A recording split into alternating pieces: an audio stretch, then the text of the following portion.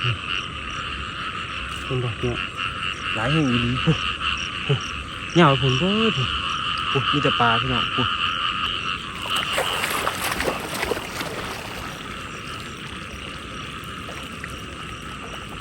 อยู่เหมือนกันประมาณ10 ป้ายโตเนาะ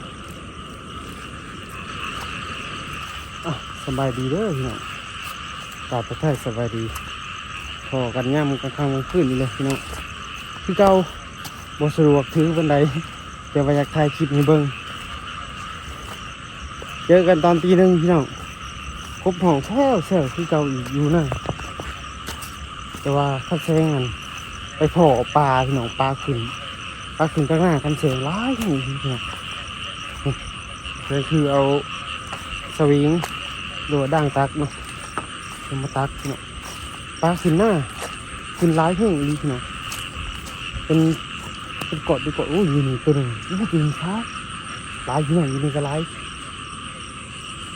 นี่จะให้เบิ้งยืนก็ลายตัวกาสีชัดๆนี่เด้อเนี่ย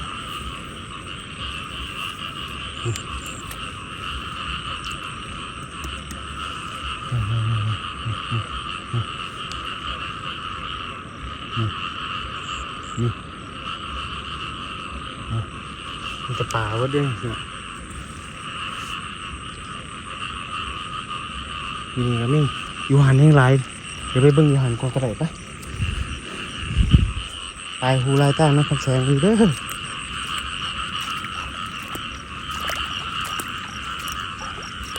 นี่พี่น้องอยู่นี่ก็ไรนี่แต่ป้าเห็นป่ะ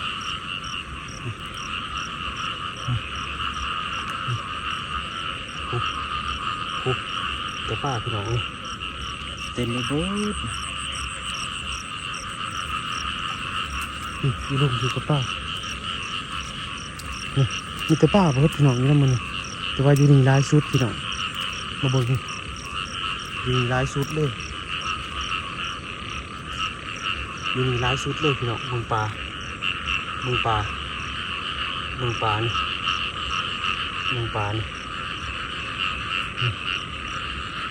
เป็นแบบเนี้ยหลายแห่งดีปุ๊บเหงาผลเบ้อปุ๊บมีแต่ปลาพี่น้องปุ๊บ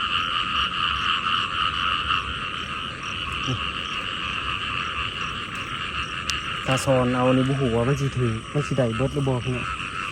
เดี๋ยวว่าเบิ่งกันเนาะบางแสงสีตั้งกล่องก็แป๊บนึงพี่น้องเลย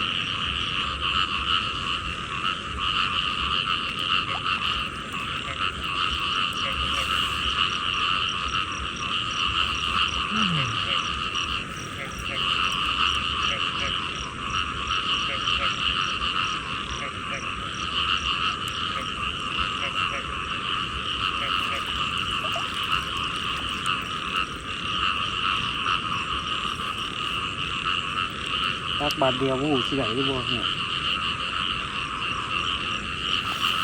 ถูกแล้วเลย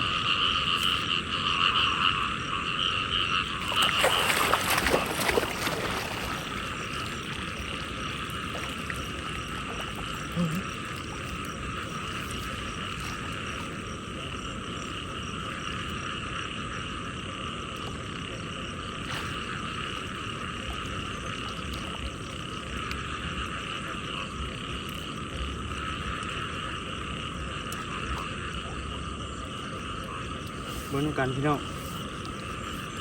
เหมือนกันประมาณ10 ป้ายโตเนาะ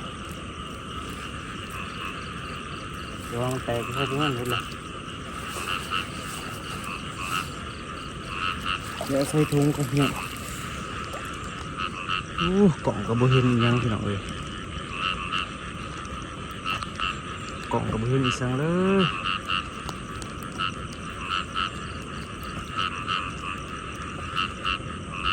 ต่างกล่องก็ยังบ่ทันได้สัก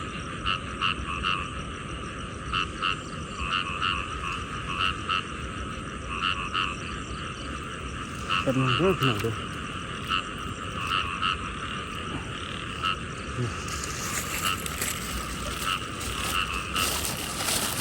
บ่ได้เอาของมา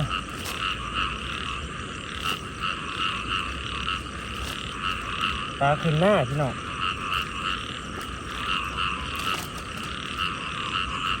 สงลงมาไต่เบิ่งอันกบแล้วก็เบิ่งน้ำข้างหน้าแล้วมาพอปลาขึ้นเนาะ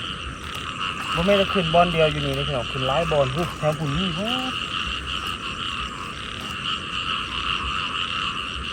ก็สิว่าปลาหยังปลาก้มบ่มันคือปลาก้ม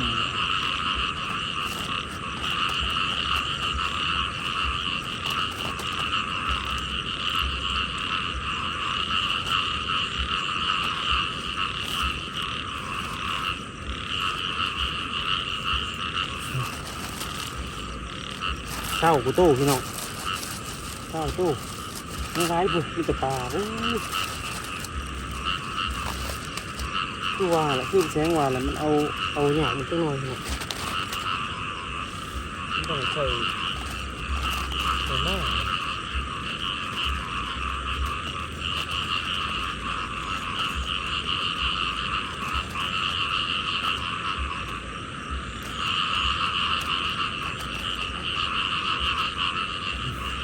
สองตัวเนาะง่มเมานี่แหละ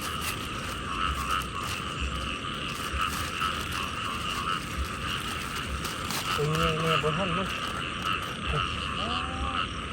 จะปลาเนี่ยเนาะ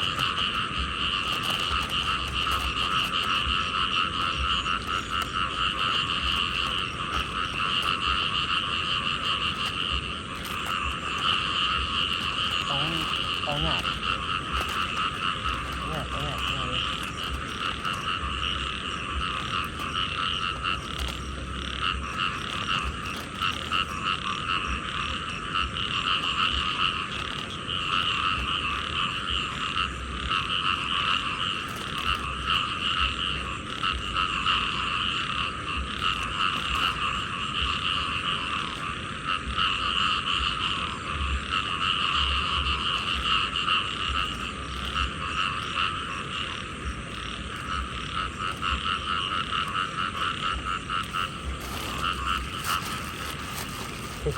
ตัวใหญ่แรงนี่เนาะเนาะนี่จะตัวใหญ่มันตื่นของเราสอนจะปลาได้ที่ไหน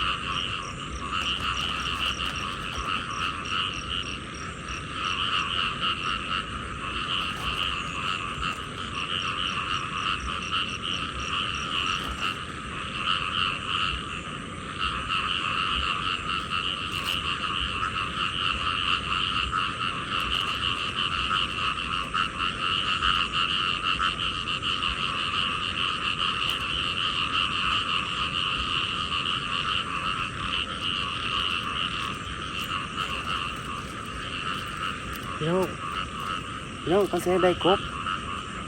เขาแสงได้กบ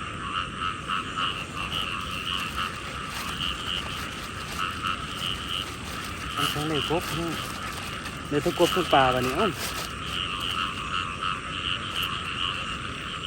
ลูกหลงไหลช้อนเลยเลยดูสิ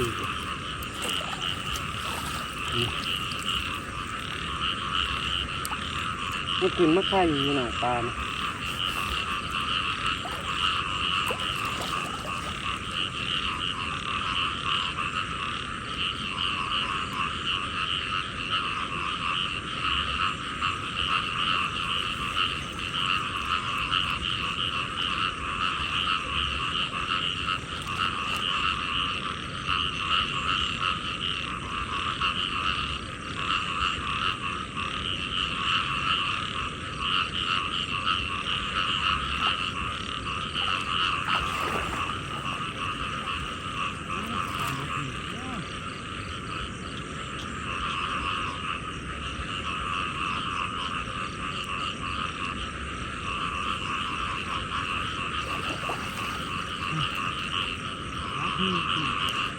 ไว้ที่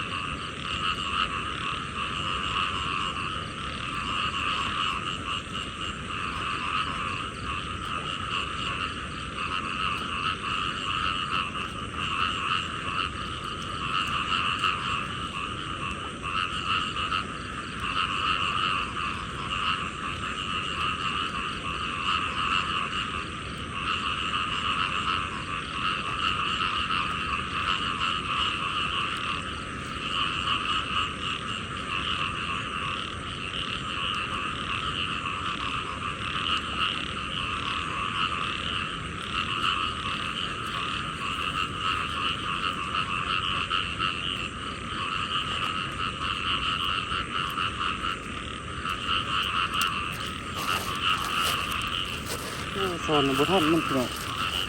บท่านสอนนี่มีแต่ป่า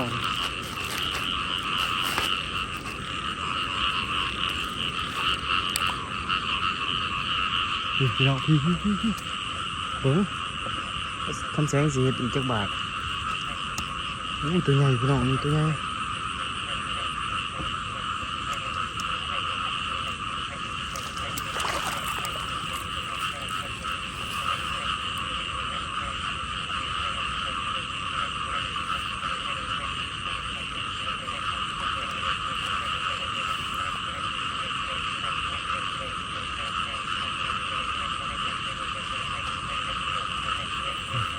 สองตัว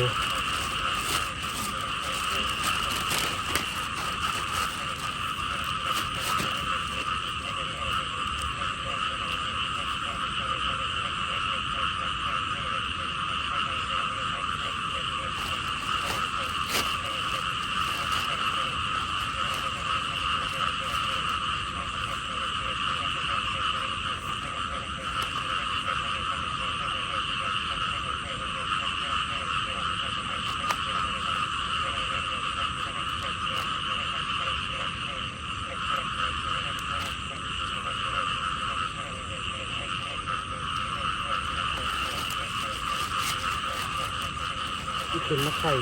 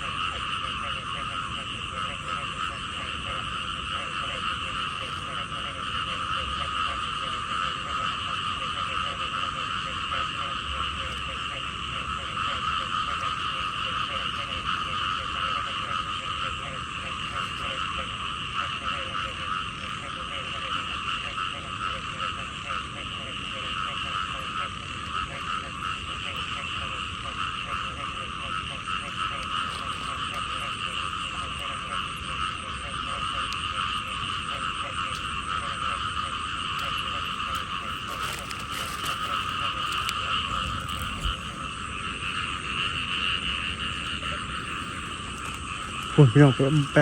สอนอายุพุ่นอีกเบิ่งเงาๆเลยเด้อพี่น้องเด้อจักสีถ่ายจังไดถ่ายยากแล้วจักหน่อยนี่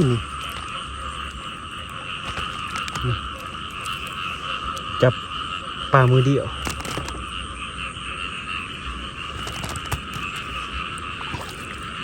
เดี๋ยวทันนี่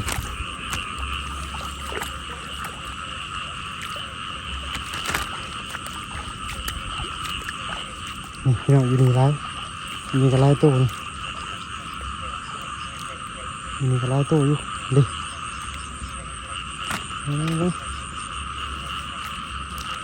เสียงอันรับกล่องก่อนนะ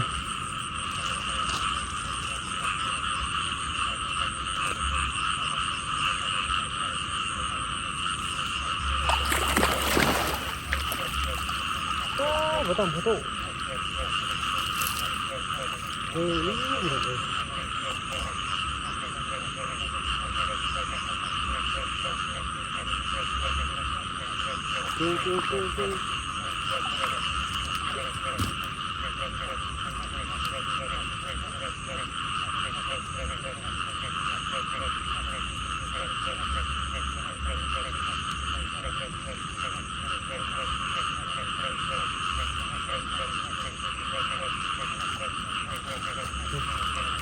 กบตัวนึงคือกบกับป้า ปลาได้ประมาณ30 กว่าตัวมันขึ้นแต่เว้นไปแล้วเพราะว่ากลางเว้นนะคำแซงมาเลยมาหล่อได้พี่น้อง